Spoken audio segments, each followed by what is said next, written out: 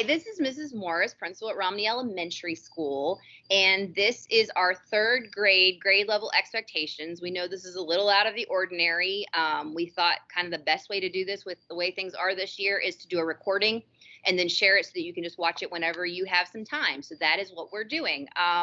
So far this week, we are on day 2 of our first days of school, and today we have first graders and fourth graders in the building. Yesterday we had second and fifth, and tomorrow we'll have our third and kindergarten. So we're moving right along this week. We're looking forward to having everybody back in the building on Friday. On your child's first day of school, they are going to receive a first day newsletter. And this is very important. There's a whole lot of information in it. It is several pages. I do ask that you please take time to read through it carefully. There's some new things in there, and then there's some things that are just normal every year at Romney Elementary things. So, and one of the pages in the newsletter is an updated list of procedures. So anything that has changed in the year, I made sure to underline on the letter so that you could kind of have a clear vision of what's still the same and what's different. So there are 2 big things that are different that we really want you to know about. One is a daily health screening. Our staff go through a daily health screening every day. They have to check their temperatures and they have to answer some questions so that we know that they're healthy and ready to come to work. So we are expecting the same thing with students across the county. There's a form that will be inside your child's homeschool folder, and it's just something that we do ask you to check every morning just to kind of keep an eye on your kid's health. It has a list of questions. You don't need to check every question if your child is healthy, just initial it. But if you have any concerns, if your child has a fever, if they have any sort of symptoms that you think may indicate COVID or even the flu or strep or something else, some of the other things that kids get on a regular basis, we ask that you please keep them home.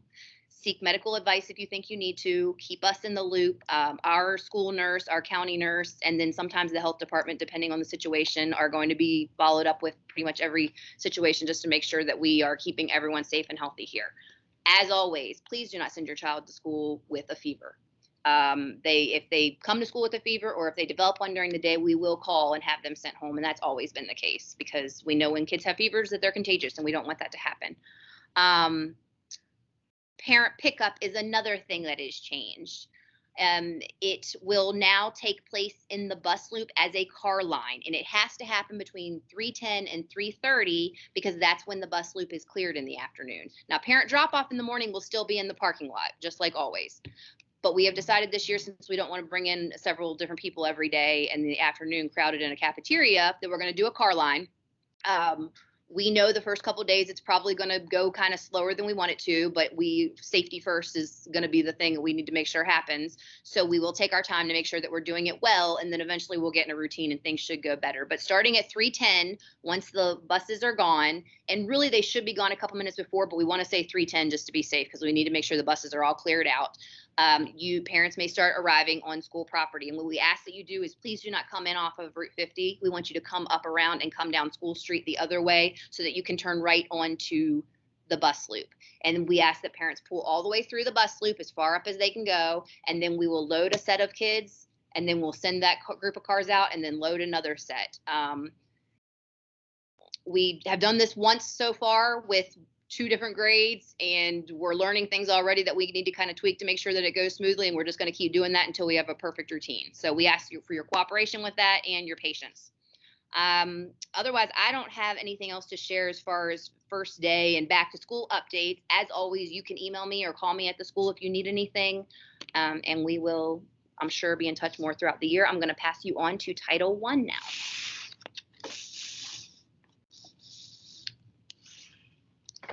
My name is Marlene Eversole, and I'm a Title I reading specialist at Romney Elementary, and I work in Mrs. Poncione's room for an hour every day. Basically, a half hour is reading and a half hour is math. I'm Nicole Panel, and I'm also a Title I reading specialist, and I work in Mrs. Lipton's room. My name is Blair Pike. I work in Miss Landis's room this year, and I am a Title I reading specialist. Okay, Title I is a federally funded program with basically 2 aims, is that students get a good education and that they're prepared to meet the state standards. And this means that all students at Romney Elementary benefit from Title I and their services. Eligible families should also visit DHHR, which is the Department of Health and Human Resources, to see if your family qualifies for other benefits. Our school funding depends on the applications that they receive. So as we've said, Title I provides funding for various services here at Romney Elementary, and these services include we give out free books every year. Last year we gave out books 4 times. The thing that's different with the virtual this year is that we usually let students pick their books, and this year we had to go generic and give everybody the same book per grade level. Hopefully that'll change. Title I also provides family involvement sessions. This is one of our family involvement sessions this year, and most of our sessions are going to have to be virtual. another service we provide is we collaborate with your child's classroom teachers basically on a daily basis. We provide book vouchers when we do the Scholastic Book Fair. Hopefully, maybe things will be different in the spring and we can have the book fair. Title I also provides funding for the Accelerated Reader Program, and we also provide books for classroom libraries and our school library. The books we do supply are quality books, including but not limited to Newbery, Caldecott, and Honor books. We, as mentioned earlier, we work with small group reading and small group math in 3rd grade. Title I provides PSPs, which are professional support personnel. In a regular year, this year that won't be able to happen due to COVID. We also provide a PINC, or a Parent Involvement Network Coordinator. In previous years, this is Sue Ellen Racy. Hopefully we will be getting her back soon. We'll let you know more later. Title I reading specialists work in K through 3, and parents that view this recording and fill out the evaluation sheet that will be sent home will be eligible for a drawing for a Food Lion gift certificate. All right, thank Thank you. you.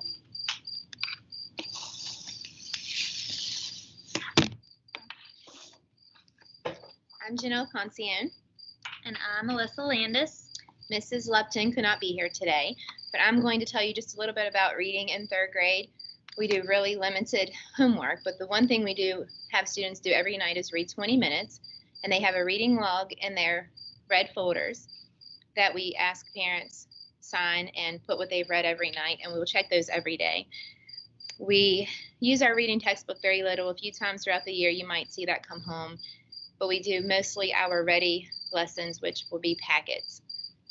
We do some chapter books. That might be a little bit different because of virtual this year. If we have enough, we'll send some home. If not, we'll have to skip some of those. For reading tests, we grade mostly on complete sentences. A lot of the tests are short answers, so they have to write sentences. We just do a lot of writing in general on every subject. We try to include writing. We have small reading groups with Title I every day. The spelling words we're going to do, we'll have the word sorts again this year, but the spelling test will be a little bit differently versus last year they sorted words in columns. This year the test will just be spelling the word correctly, and that will be through Schoology.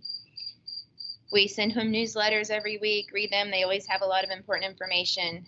And then we require students to take at least one AR test a week, and students who meet their AR goal each 9 weeks will be able to celebrate an AR party with our class. Social studies topics we have for the school year are Explorers, Native Americans, Geography, Civics, West Virginia History. We always do a big Explorer project, and that's something they would do at home where they research and explore and create a portrait of that person. For science, we have life cycles, ecosystems, weather, heredity, and we have for virtual students, we've already sent home some books for those topics. If your student's coming to school, they'll have those later in the school year, but we do a lot of small informational books for our science and social studies. Okay, and as far as math in 3rd grade, we do cover big standards. Multiplication is a big thing that we stress. Students really need to know their multiplication facts in 3rd grade in order to be prepared for math in 4th grade. We also will work with fractions. We will cover rounding, addition and subtraction of 3-digit numbers, geometry, and measurement and data. These will also be incorporated into the ready lessons that we'll use with the packets, and students might even do work on iPads through Schoology. It's very rare that we'll have homework, but it is important that your students study their multiplication flashcards to master their facts. And then we'll also be doing small math groups with Title I as well.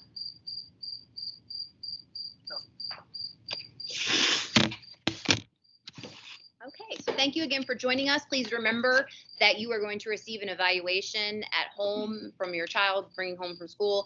And if you can please return those by September 25th, then we will enter you into a drawing for a Food Lion gift card. And what I'm going to do is at the end of this, I'll either post or include our email addresses so that you have them. You can also find them on the county website. Thank you.